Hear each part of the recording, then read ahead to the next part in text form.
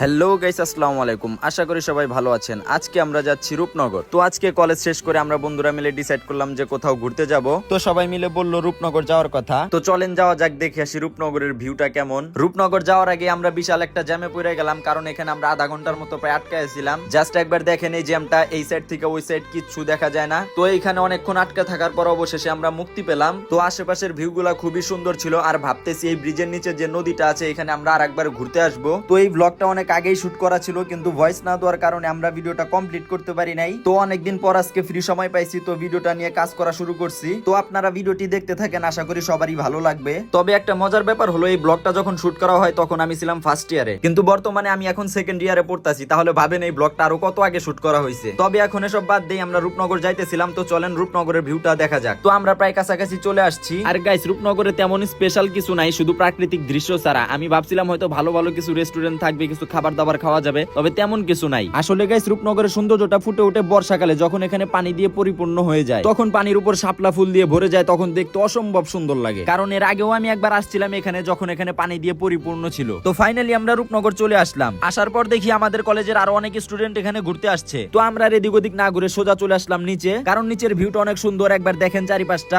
আর এখানে একবার দেখেন ওরা ছবি তোলার জন্য মারামারি লাগাই দিছে। তো ওদের ছবিগুলো আগে তুলে দিয়ে নেই, তারপর আপনাদের সাথে দেখা করতেছি। আর তা না হলে এখানে কোনো দুর্ঘটনা ঘটে যেতে পারে, আর তার জন্য আমি কোনো দায়ী নিতে চাই না। তো ফাইনালি ওদের ছবি এবং ভিডিও করে দেওয়ার পর এখন সময় এসেছে আমার। তো আমিও ভাবতেছি ওদের সাথে একটু লাড়াচাড়া দিয়া যাই, কারণ আমারও একটা পেজ আছে ট্রিপল এস 2.0। আমরা সেখানে ভিডিওটি আপলোড দিয়ে থাকি। আপনারা আমাদের ভিডিওগুলো দেখতে লাইক কমেন্ট শেয়ার করবেন, কারণ আমরা এত কষ্ট করে ভিডিও বানাই, আর যদি সাপোর্ট পাই তাহলে ভিডিও বানানোর ইচ্ছা আরো দ্বিগুণ বেড়ে যায়। তো এখান থেকে আমরা ফটাফট কিছু ভিডিও শুট করে নিলাম এবং ওদেরকেও কিছু ভিডিও করে দিলাম। তারপর আমরা উপরে যাওয়া শুরু করলাম। আর বেশিক্ষণ এখানে থাকা সম্ভব না, কারণ অনেক রোদ উঠে গেছে। তো আমরা আর বেশি দেরি না করে উপরে চলে আসলাম। তো এখন আমাদের রিক্সা খোঁজার পালা, কারণ আসার সময় খুব সহজেই রিক্সা পাওয়া যায়, কিন্তু যাওয়ার সময় অত সহজে পাওয়া যায় না। তাই আমরা সবাই দোকানে বসে আড্ডা টাড্ডা দিয়ে কিছুক্ষণ টাইম পাস করলাম। তো ফাইনালি আমরা রিক্সা পেয়ে গেলাম। এখন আমরা আমাদের কলেজের দিকে যাব। তো চলেন আর কথা না বাড়িয়ে যাওয়া যাক, কারণ আমরা এখানে এসেছি প্রায় 2 ঘন্টা হয়ে যায়। এখন আমরা এখান থেকে কলেজে যাব, তারপর বাসায় যাব, এবং বাসায় গিয়ে আমাদের ভিডিওর শুট নিতে হবে। তো এমনিতে অনেক লেট হয়ে গেছে, এখন এখান থেকে বাসায় যেতে যেতে অনেক সময় লাগবে। তো আর কথা না বাড়িয়ে চলেন যাওয়া যাক। তো গাইস, একটা সমস্যা হয়ে গেছে। আমরা যাওয়ার সময় রাস্তায় অনেক জ্যাম দেখছিলাম, এখন আসার সময় সেই সেম জ্যামই রয়ে গেছে। তো এখন যতটুকু রাস্তা জ্যাম আছে ততটুকু আমাদের হেঁটে হেঁটে পার হতে হবে। তো ফাইনালি আমরা একটা রিক্সা পেয়ে গেলাম এবং রিক্সায় উঠে পড়লাম। তো রিক্সায় চড়ে আমরা সোজা চলে আসলাম কলেজে। তো আজকের ব্লগটা এখানেই শেষ করছি। তো আপনাদের সাথে আবার দেখা হবে নেক্সট কোনো ভিডিওতে।